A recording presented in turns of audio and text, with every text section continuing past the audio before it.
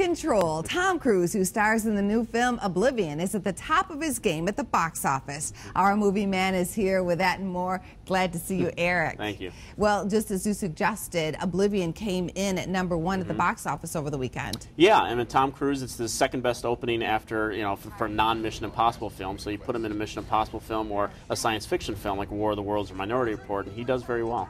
Oblivion brought in $37 million over the weekend at the box office. Also on the list, 42, The Croods, Scary Movie 5, and G.I. Joe. Now, coming out this weekend, The Big Wedding and Pain and Gain. Yeah, Big Wedding, I hear, is a big skip.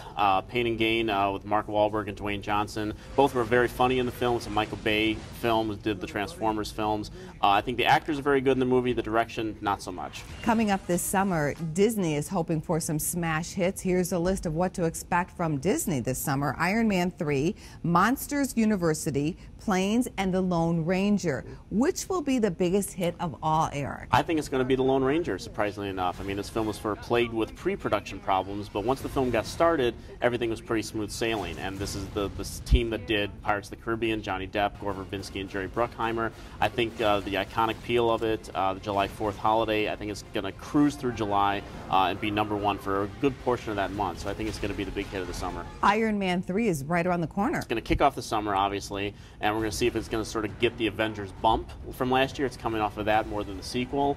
Or if it's going to do what the other two movies did. And if it did only what the other two movies did, we're still looking at $300 million at the box office. I think it's going to be the second biggest movie of the summer. Monsters University. The sequel to Monsters Incorporated, a Pixar film from 2001, which I personally love.